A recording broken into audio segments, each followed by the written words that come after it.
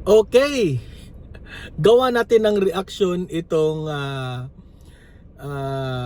reaction rin ni Senator Tito Soto, no? Itong Senate President sa Senado na nalulungkot siya sa desisyon ng Supreme Court patungkol po dito sa impeachment trial na nag-decide na nga ang Supreme Court na wag nang ituloy yung impeachment trial, di ba?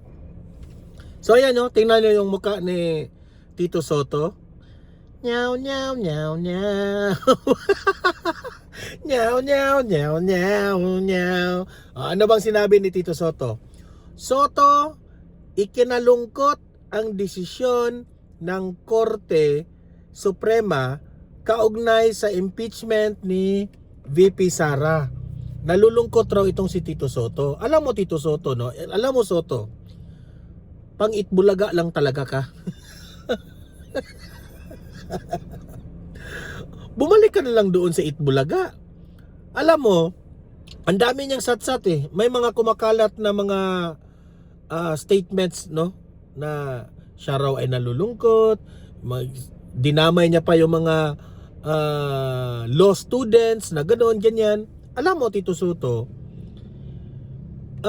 hindi mo maiintindihan ang desisyon ng Supreme Court kasi po hindi ka naging judge, hindi ka naging lawyer. Okay? Yung mga pinag-aralan nila,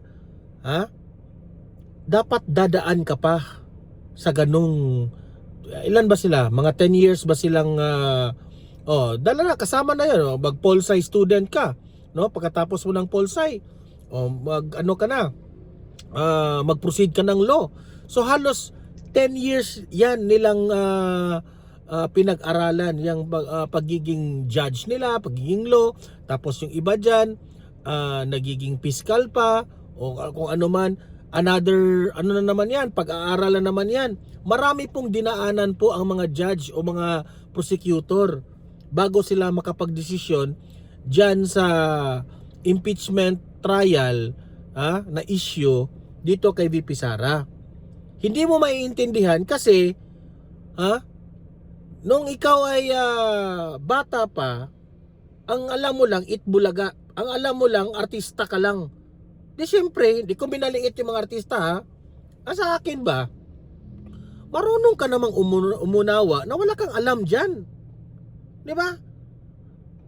Instead na malungkot ka, respetuhin mo ang Supreme Court. It's very unethical na Senate President of the Philippines, Senate President, Senate President ka sa Senado, tapos ikakalungkot mo ang desisyon kasi hindi mo matanggap ang desisyon na yung impeachment trial hindi na matutuloy.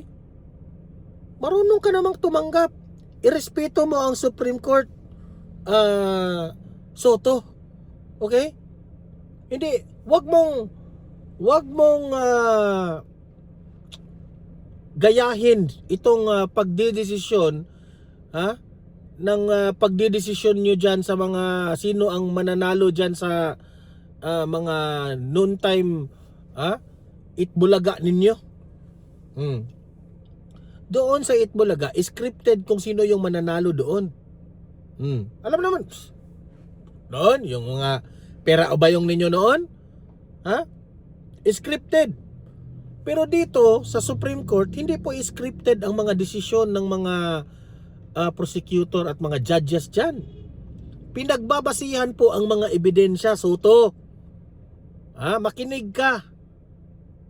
Binoto ka ng taong bayan bilang senador. Meaning to say, wala kang alam patungkol dyan sa mga usaping mga sa lawyer. Ako nga, hindi natin alam yan so hindi tayo magmamagaling. Hindi ba pwede na manahimik ka na lang, i-accept mo na lang yung ruling ng Supreme Court, di ba? Bakit ka talaga papapel? Bakit ba? Sinisingil na ba kayo ng amo ninyo? Kasi bias kasi kayo eh. Yan ang nakikita ng taong bayan sa inyo. Nalulungkot nga ang taong bayan na ikaw pa ang naging Senate President dyan. One of these days, tandaan mo yan, Soto. Meron ring mapapalitan ka lang soon. Hintay-hintay ka lang. Dati, nung wala si Ping Lacson dyan sa Senado, ang ganda-ganda ng daloy dyan sa Senado, nagkakaunawaan po ang mga senador. Pero nung dumating ka, at nung dumating si Ping Lacson, wala na, nagkaaway-away na yung mga senador dyan. And this will create negative impact sa governance ng Pilipinas. Di ba? Tingnan nyo. Kayo, mga toxic kayo dyan eh. Yan si Bam Aquino, si Kiko Pangilinan, ikaw, si Ping Lacson, mga toxic kayo. Nung dumating na kayo dyan, wala na. Kasi kayo eh, insecure kasi kayo eh. Marcoleta, nila Robin Padilla, Senator Bato, insecure kasi kayo eh. Kasi sila, bago pa lang sila sa Senado, pero at least may logic sila. Sinusunod nila ang tibok ng puso ng taong bayan. Kayo, ang mga sinusunod ng mga puso ninyo, ay yung mga amo nyong mga bangag. Ang sinusunod ninyo sa mga desisyon ninyo, yung mga kaalyado nyo sa politika. Kasi may utang na loob kayo nung panahon ng eleksyon. Yan ang problema ninyo. You are not serving for the Filipino people, but you are serving yung mga amo ninyong mga bangag na walang silbi sa bayan na ito. Ngayon, palungkot-lungkot ka kasi hindi matuloy ang impeachment trial ni BP Sara. Hoy, Soto, mahiya-hiya ka naman sa taong bayan. Ang taong bayan, mag-real talk tayo ha, kayo mga loyalista, kayo mga dilawan, mag-real talk tayo. Wala na kayong pag-asa sa 2028 kung tutuusin. Ang gusto po ng taong bayan na mananalo sa 2028 election bilang presidente ng Pilipinas ay si VP Sara. Tandaan mo itong sinabi ko sa iyo, Soto. Ikaw at si Ping Lacson, sa susunod na election, that will be 2028, 29, 30, siguro 2031, okay? Kung tatakbo ka ulit, good luck sa iyo, hindi ka naman nanalo. Ako duda ako dito ni Tito Soto. Ito si Soto pagdating ng malapit na ng mag-expire ang kanyang pagiging senador dyan sa Senado, ako ipipredict ko babaliktad na naman ito. Mag-Duterte na naman ito. Yan naman ang trabaho nito eh. Lahat ng nagdaan ng presidente, sip-sip ito. Huwag na tayong magbulahan. Yan si Ping Lacson at si Soto, magaling yan.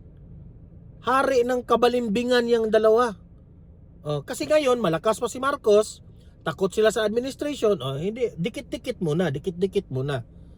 Kapag mapresidente na si VP Sara, na naman yan? Tatalo na naman yan sa kabilang bakod. Ganyan po ang mga ugali na yan.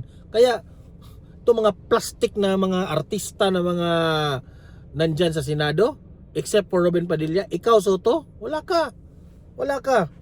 Wala kang karapatan para ipaalam sa taong bayan na ikaw ay nalungkot sa desisyon ng Supreme Court. Bastos ka. Instead na sasabihan mo yung taong bayan na irespeto natin ang Supreme Court, ikaw pa yung padrama-drama ka pa na nalulungkot ka, deserve mo yan. Ayaw mo kasing maniniwala ni Marcoleta. Ano sinabi ni Marcoleta? Mahirap na yan. Unanimous decision na yan. Hindi na yan magbabago kung ano man ang desisyon ng Supreme Court. Ang tigas ng ulo mo. Ayan tuloy. Nagdesisyon na. Okay? Inuphold na. Final na.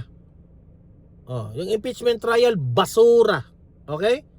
Na basura. Kagaya ng mukha mo, parang basura.